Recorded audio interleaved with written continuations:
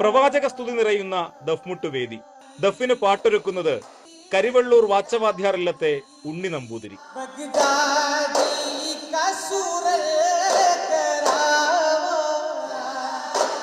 Am I വിഷ്ണുവിന്റെ പാട്ട് മുറുകിയപ്പോൾ വേദിയിൽ കയ്യടിയും നിറഞ്ഞു.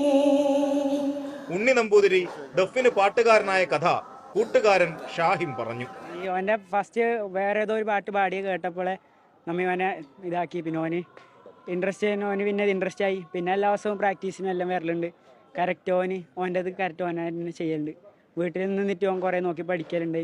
നമ്മളടുത്ത് പ്രാക്ടീസിന് വരാൻ പറ്റാത്ത ദിവസം വീട്ടിൽ നിന്ന് കറക്റ്റ് നോക്കിയിട്ട് നമുക്ക് വോയിസ് ആക്കലും എല്ലാം ഓൻ തന്നെ ചെയ്യലുണ്ടായിരുന്നു. 10ാം ക്ലാസ് വരെ സംസ്കൃതം പഠിച്ച അമൈ വിഷ്ണു അറബിയുടെ സ്വാധീനമുള്ള ദഫ് പാട്ട് കഷ്ടപ്പെട്ട് പഠിച്ചാണ് അരങ്ങിലെത്തിയത്. സത്യം പറഞ്ഞാൽ ഇവിടെ പാട്ട് പാടാൻ വിളിച്ചപ്പോൾ ഞാൻ പോയി. എനിക്ക് അറിയുന്നുണ്ടായിട്ട് പുതിയൊരു കല പഠിക്കണം എന്ന് ആഗ്രഹം ഉണ്ടായിരുന്നു. അങ്ങനെ പോയതാണ്.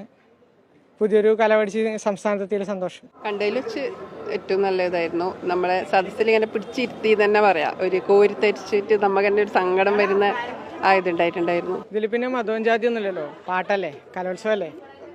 അങ്ങനെയാണ്. ഇത് മതവും ജാതിയും ഒന്നുമില്ല. പാട്ടല്ലേ, കലോത്സവമല്ലേ, ഇത് കേരളമല്ലേ.